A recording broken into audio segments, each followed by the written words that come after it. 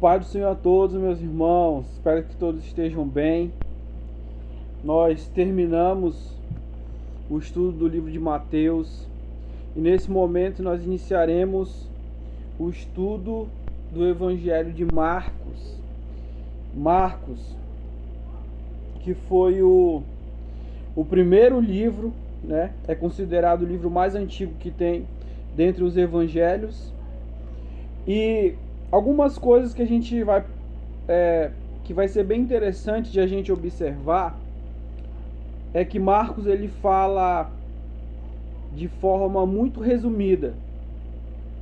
Mateus ele é mais detalhista nos acontecimentos, só que Marcos ele fala de forma mais resumida, de forma mais sucinta. E outra informação importante aqui é que Marcos ele escreveu tudo aquilo que Pedro havia lhe falado. Porque Pedro ele era pastor, vamos dizer assim, era o pastor de Marcos, de João Marcos. A gente vai ver isso lá em Atos dos Apóstolos. Do capítulo 1 ao capítulo 8 de Atos, a gente vê João Marcos, ele acompanhando o ministério de Pedro. A partir do capítulo 9, ele já passa a acompanhar o ministério de Paulo. Então nós vamos estudar nesse momento Evangelho de Marcos, capítulo 1. Vamos lá? Tem por título assim: João Batista revela o caminho.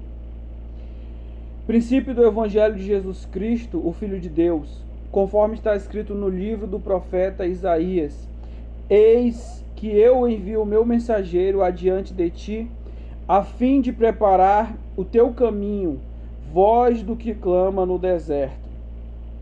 Preparai o caminho do Senhor, tornai retas as suas veredas. A primeira coisa que a gente observa aqui é que a função do ministério de João Batista era o quê? Preparar o caminho para o Senhor. E conosco não é diferente. A função do nosso chamado, do nosso ministério é exatamente a mesma: preparar o caminho para a volta do Senhor Jesus. E foi assim que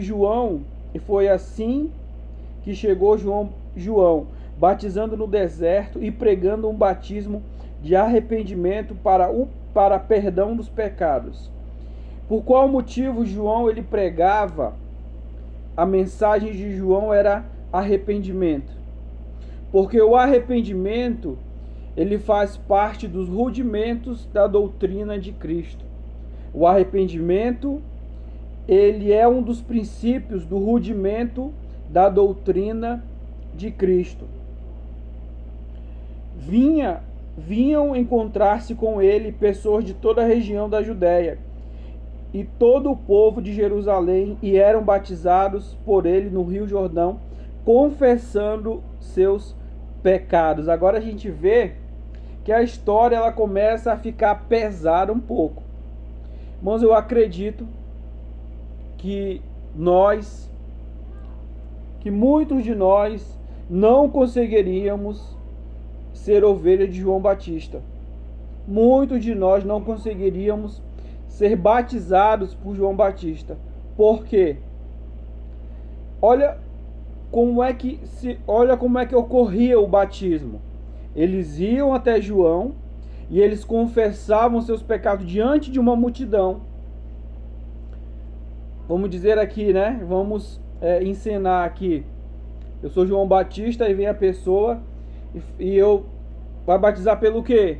Ah, porque eu adulterei. Aqui, ó, um adúltero se batizando. Aí batizava a pessoa, né? Porque eu roubei, porque eu beberrão, né? E muitos outros pecados, e qualquer outro pecado. Então a gente vê que muitos de nós hoje não teríamos a condição de ser ovelha de João Batista, porque antes de batizar, ele tinha que confessar o seu pecado publicamente. João vestia roupas tecidas com pelos de camelo, usava ao redor da cintura um cinto de couro e se alimentava de gafanhotos e mel silvestre. Então a gente vê aqui, João Batista ele não tinha uma vestimenta muito comum, muito natural. Ele se vestia com roupas tecidas de pelo de camelo e usava ao redor da cintura um cinto de couro. Então era uma veste assim, vamos dizer assim, no mínimo excêntrica, né? E esta era a pregação de João: depois de mim vem aquele que é mais poderoso do que eu, do qual não sou digno sequer de curvar-me para desamarrar as correias das suas sandálias. Eu vos batizei com água, ele, entretanto, vos batizará com o Espírito Santo. É muito importante nós sabermos que quantos batismos existem na Bíblia? Você sabe? Existem 4 tipos de batismo na Bíblia. 4 tipos de batismo. Batismo nas águas, que é uma encenação, é uma encenação, simbolicamente ali, o que vai acontecer, né? A pessoa, batismo significa ser colocado para dentro de, né? Colocado para dentro, é isso que significa batismo. E é uma encenação de quê? O primeiro batismo é o batismo nas águas. O segundo batismo é o batismo em Cristo. Batismo em Cristo. E quando eu falo que é uma encenação, não é que não seja válido. Claro que é válido. É bíblico. Mais importante do que ser válido é bíblico, né? E a Bíblia vai dar validação a isso. E é uma encenação porque o significado da palavra batismo significa ser colocado para dentro. E o batismo em Cristo, se você observar bem, batismo em Cristo significa que eu estou em Cristo, ser colocado em Cristo. Por isso Paulo vai dizer, lá em 2 Coríntios 5,17, quem está em Cristo. Quer dizer, nós estamos em Cristo. Paulo vai dizer também lá em Colossenses capítulo 3, verso 3, dizendo que nós já estamos mortos e a nossa vida escondida com Cristo em Deus. Então, o batismo em Cristo, o segundo batismo. O terceiro batismo, o batismo com o Espírito Santo. E o quarto, o batismo com fogo. Então, nós temos esses 4 tipos de batismo na Bíblia. É muito importante cada um de vocês saberem disso. Aconteceu naqueles dias que chegou Jesus, vindo de Nazaré, da Galileia, e foi batizado por João no Rio Jordão. E imediatamente, após deixar a água, viu os céus rasgando-se e o Espírito descendo até ele na forma de uma pomba. Então houve uma voz vinda dos céus: Tu és o meu filho amado, em ti muito me agrado. Então aqui a gente vê já, após o batismo de Jesus, Deus falando com Jesus a respeito da sua identidade. Tu és o meu filho amado. Por quê? Existe uma coisa muito importante que a gente precisa saber a respeito de identidade. E a gente vê que a nossa identidade, ela se dá a partir de nós recebermos o Espírito Santo na nossa vida. Recebermos o Espírito Santo na nossa vida, porque Jesus foi batizado, o Espírito Santo desceu em forma de uma pomba, quer dizer, receber o Espírito Santo, e a partir desse momento Deus nos revela, nos mostra a nossa identidade. E a nossa identidade, ela é muito importante a gente saber a respeito dela, porque a nossa identidade, ela nos dará um direcionamento. Direcionamento esse que faz a gente caminhar conforme o nosso propósito. É um direcionamento a respeito do nosso propósito. Por que que Deus fala para Jesus aqui: Tu és o meu filho? Porque o Filho de Deus, como João falou, é o Cordeiro de Deus que vem tirar o pecado do mundo. Ele é o Cordeiro de Deus, ele é o Filho de Deus. E o que ele vai fazer? Tirar o pecado do mundo. Então, desse mesmo jeito acontece com a gente. Quando a gente descobre a nossa identidade ela vai gerar o quê? Um propósito. E esse propósito, posterior a esse propósito, a gente vai ter o quê? Um resultado. Então é muito simples de a gente entender isso. Embora é simples de entender, mas é algo profundo, porque a nossa identidade, pelo fato de nós sermos um ser social e espiritual, ela está em constante construção. Então, é muito importante a gente saber desses 3 pilares aqui, ó. Eu sou, e o que eu sou determina aquilo que eu faço, e o que eu faço gera um resultado daquilo que eu tenho. É por isso que muitas pessoas, sabe, ficam desejosas de conquistar muitas coisas. Ela olha para alguém, vamos dizer assim, que é financeiramente bem-sucedido, ou tem uma família ordenada, e ao invés de ela procurar saber, ao invés de ela procurar saber como é que aquela pessoa conseguiu aquilo, muitas vezes ela quer trabalhar para conseguir também, mas do jeito dela. Do jeito dela. Porque o que eu tenho vai vir daquilo que eu faço. E o que eu faço vem...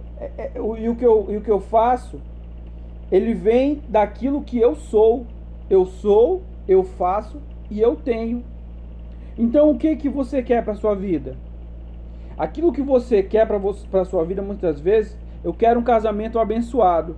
Então eu preciso me tornar uma pessoa, sabe? Eu preciso me tornar uma pessoa que abençoa a vida de outros. Para quê? Para minha vida se tornar uma bênção. Eu quero me tornar uma pessoa bem-sucedida. Eu vou ter que estudar para isso. Eu vou ter que ter educação financeira para isso. Para aprender a gerir os recursos que o Senhor colocou nas minhas mãos. Entende? Então, as pessoas olham muitas vezes errado para as coisas. Não é aquilo que eu quero conquistar, é a pessoa que eu preciso me tornar para ter aquilo que eu preciso conquistar, aquilo que eu quero conquistar. Amém? Espero que eu tenha me feito claro aqui, bem entendido.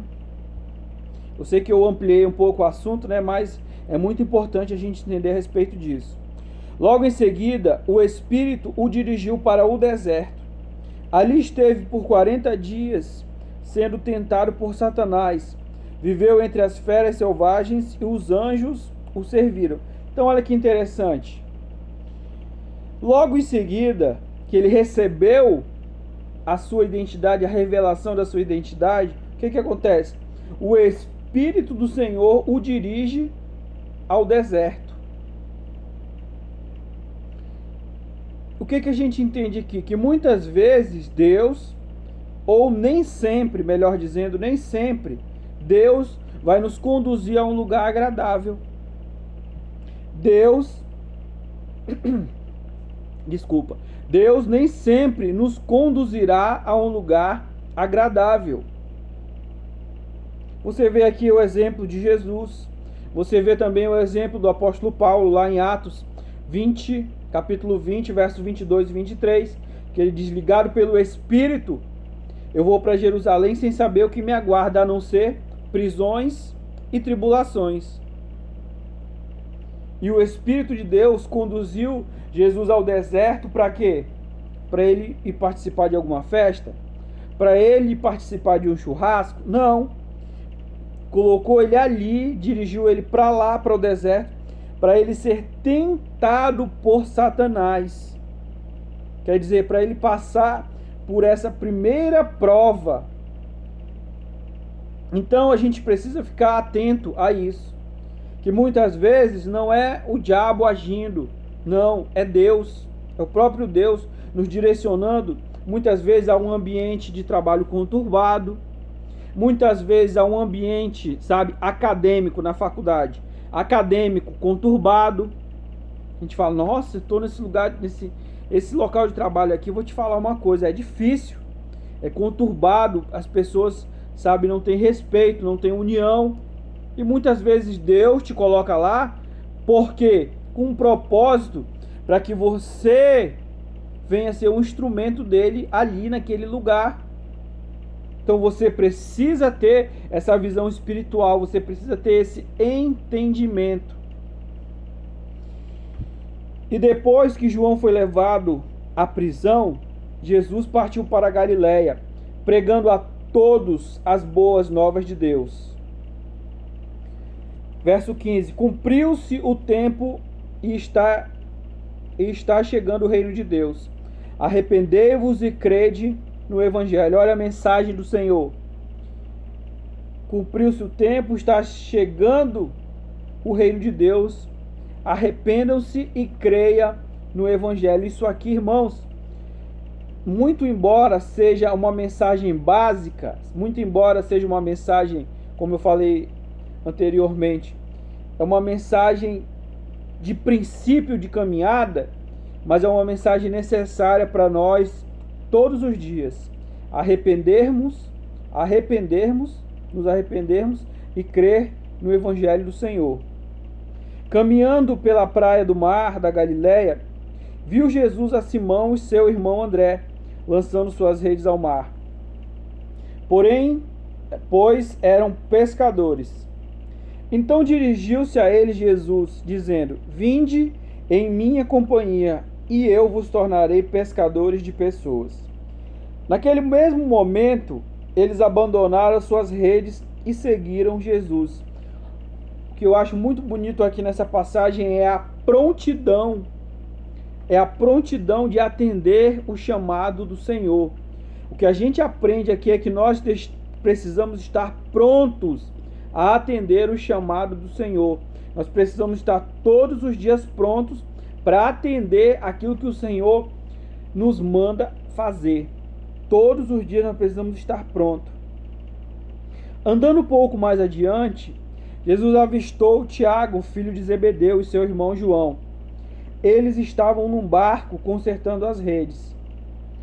Sem demora os chamou, e eles, deixando o pai Zebedeu com os empregados no barco, partiram seguindo a Jesus. Outro ponto bem interessante aqui que eu quero chamar a atenção é o ponto em comum entre esses homens. Simão e André, e depois Tiago e João. Esses 4 homens, o que existe de interessante para observar, o ponto interessante de se observar é o quê? Que os 4 estavam trabalhando. Os 4 estavam ocupados. O que a gente entende aqui? Que o Senhor, Ele chama quem está disponível, mas nem sempre a disponibilidade não quer dizer desocupação. Esses homens, eles estavam disponíveis para o Senhor, por quê? Porque eles atenderam prontamente o chamado de Deus. Segundo, primeiro a disponibilidade. Segundo, eles estavam ocupados, ou seja, eles estavam em movimento, estavam trabalhando. O que a gente entende aqui? Que a gente precisa ter disponibilidade quando o Senhor nos chama, e a gente precisa estar produzindo alguma coisa, irmãos. Quantas pessoas, sabe, fica num marasmo espiritual, sabe, espiritualmente esmorecido. Ai, ninguém me chama para pregar, ai, ninguém me chama para isso, para aquilo. Tem muito espaço na igreja para trabalhar, e muitas vezes as pessoas estão ali, sabe, fazendo nada para Jesus e esperando que Jesus faça alguma coisa na vida delas. Deixa eu te falar uma coisa: Jesus não vai fazer nada não, irmão, na tua vida. Se você não se colocar numa posição diante de Deus, de trabalhar, de produzir, de ser produtivo diante do Senhor, Deus não vai fazer nada na sua vida. Pode ter certeza disso, e não sou eu que estou dizendo, é a palavra que mostra. Quando Jesus chamou Gideão, ele estava no lagar malhando trigo. Quando Jesus chamou Mateus, Mateus estava trabalhando, coletor de impostos. Então a gente vê que eles estavam o quê? Produzindo. Que eles estavam sendo produtivos. E muitas vezes as pessoas, elas ficam aí enfraquecidas na fé, por quê? Porque não está produzindo nada, vive no mundo da imaginação, divagando ideias sobre ideias, sabe? E acaba dando em nada. Dirigiram-se para Cafarnaum, e assim que chegou o sábado, tendo entrado na sinagoga, Jesus passou a ensinar. Olha que coisa linda. Jesus tinha essa veia de professor, né? Esse ministério de ensinamento que eu acho muito lindo. E não por acaso é o meu. E todos ficavam maravilhados com o seu ensino, pois lhe ministrava como alguém que possui autoridade e não como os mestres da lei. O que a gente aprende aqui? Os mestres da lei, eles tinham a letra. Eles falavam muito bem, mas eles não tinham prática alguma. Eles não demonstravam prática alguma diante daquilo que eles estavam ensinando. Ao contrário de Jesus, Jesus falava, ensinava e mostrava na prática. Quer dizer, o que é autoridade? A autoridade é a pessoa ter o domínio daquele assunto, tanto da forma de conhecimento como da forma prática. É isso que é autoridade. Então você precisa observar, meu nobre, meu amado irmão, que muitas vezes as pessoas que você ouve, será que elas têm autoridade a respeito daquilo que elas estão te ensinando? Que elas estão te aconselhando?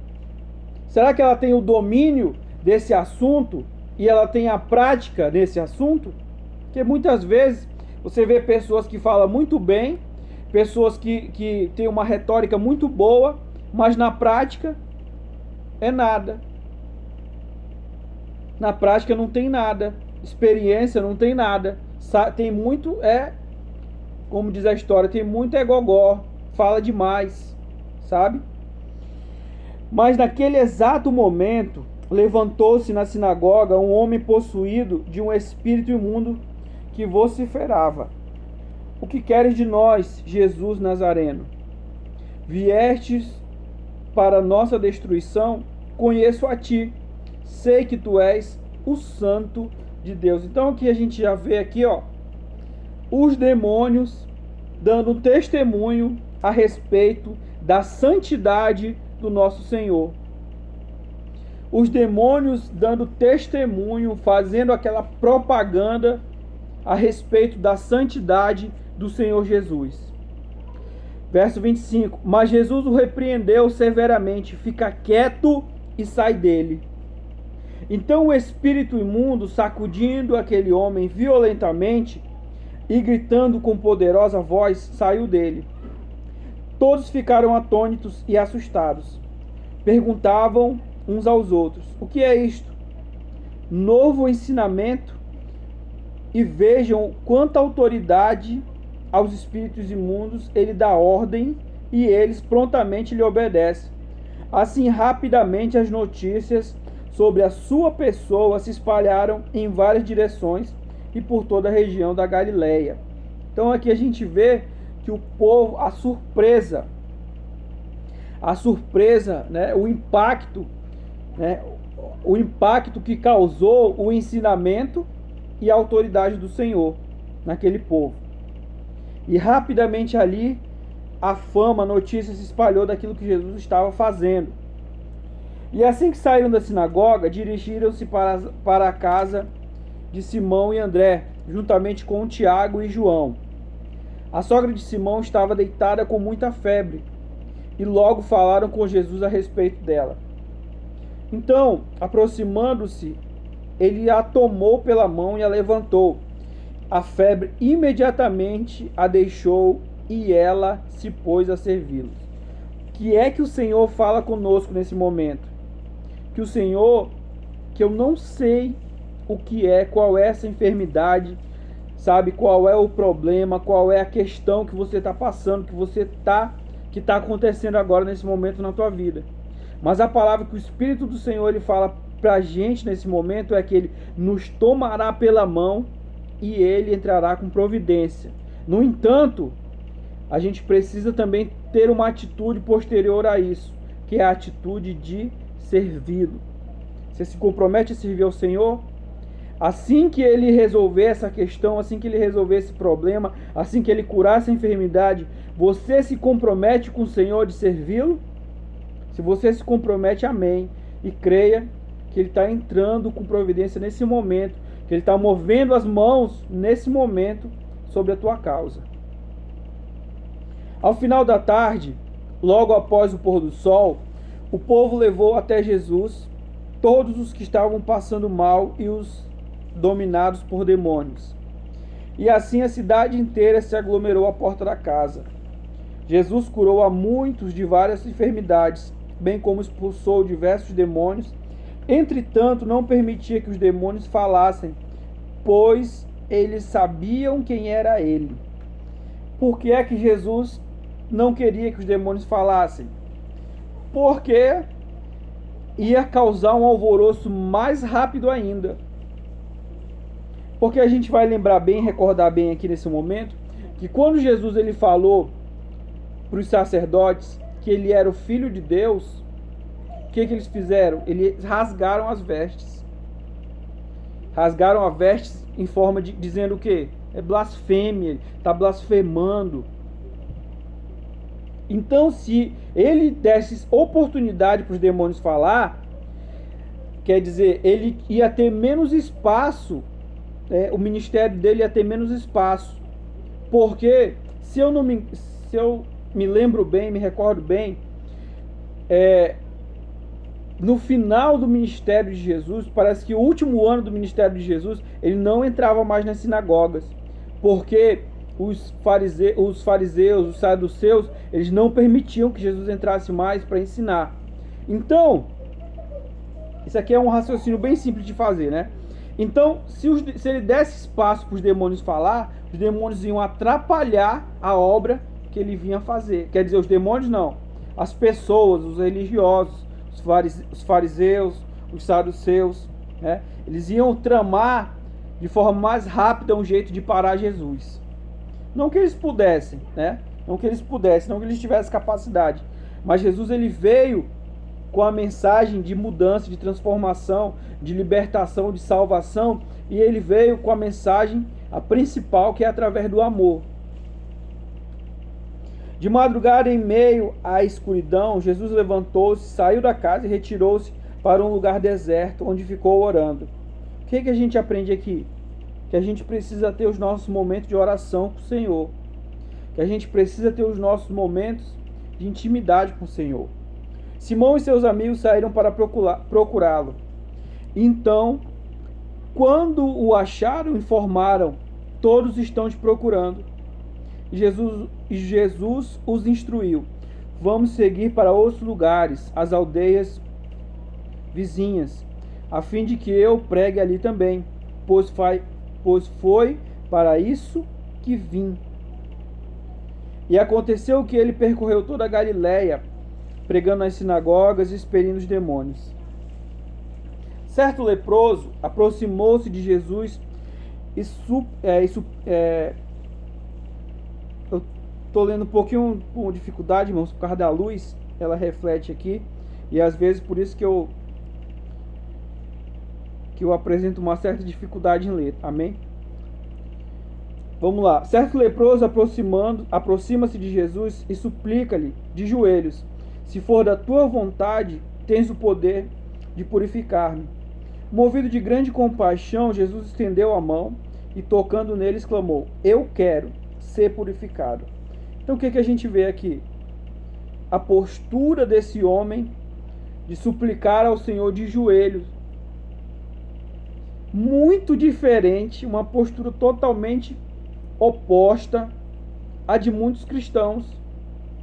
Irmãos, muitas vezes, sabe, eu fico observando, eu paro para pensar na arrogância que algumas pessoas têm.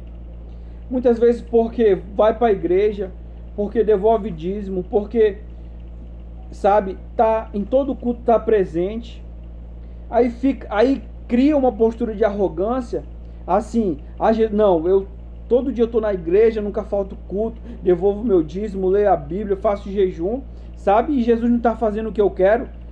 A postura de arrogância.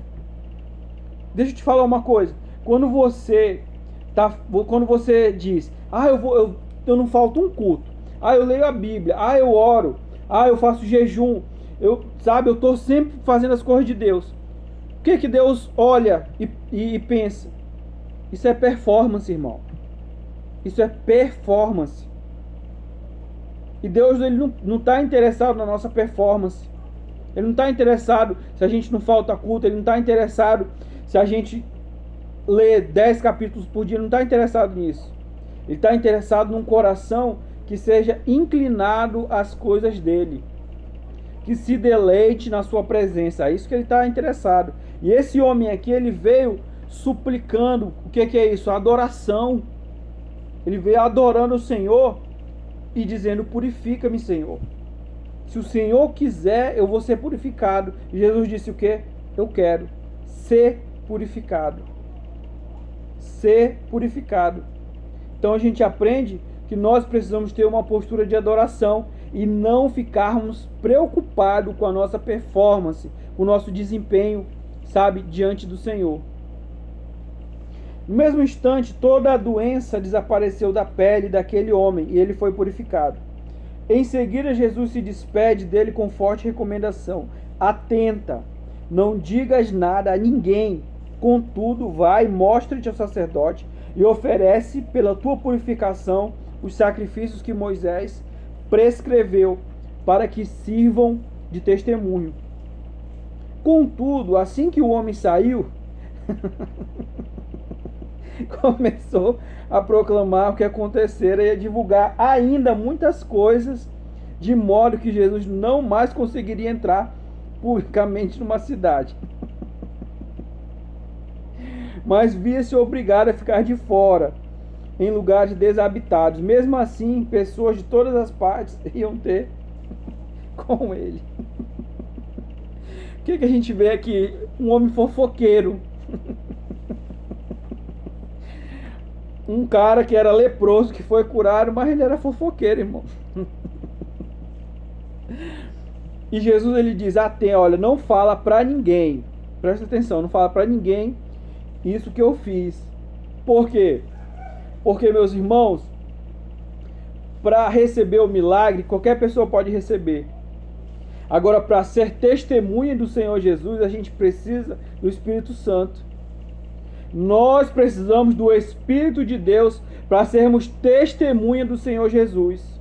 É por isso que muitas vezes você se sente fraco, você quer desistir da caminhada, você quer sair da igreja, você não tem ânimo para ler a Bíblia, você não tem ânimo para orar. Por quê? Porque você não busca o Espírito de Deus sobre a sua vida. Você quer servir a Deus sem buscar a Deus, sem buscar o Espírito do Senhor. E sem buscar o Espírito de Deus sobre a nossa vida, a gente não dá conta. Nós não damos conta. Amém? E nesse momento nós encerramos aqui capítulo 1 de Marcos. Amém? Semana que vem nós estaremos postando o capítulo 2. Glória a Deus. Vamos orar nesse momento. Pai, eu abençoo a cada um, Senhor, que está participando desse estudo. Cada um, meu Deus, que se inscreveu. Cada um que vai se inscrever. Pai, eu te peço a tua bênção, meu Deus, a cada um, Senhor, que tem visualizado. Te peço que o Senhor aperfeiçoe a boa obra que o Senhor iniciou sobre a vida do teu povo, Senhor, sobre a minha vida. Que o teu Espírito Santo venha sobre cada um de nós, meu Deus, nos dando força, nos dando direção, Senhor, trazendo clareza ao nosso entendimento, Pai. Em nome de Jesus, e nos usa, Pai, como instrumento da tua vontade, em nome de Jesus. Amém e amém. E Deus abençoe a cada um de vocês. Amém?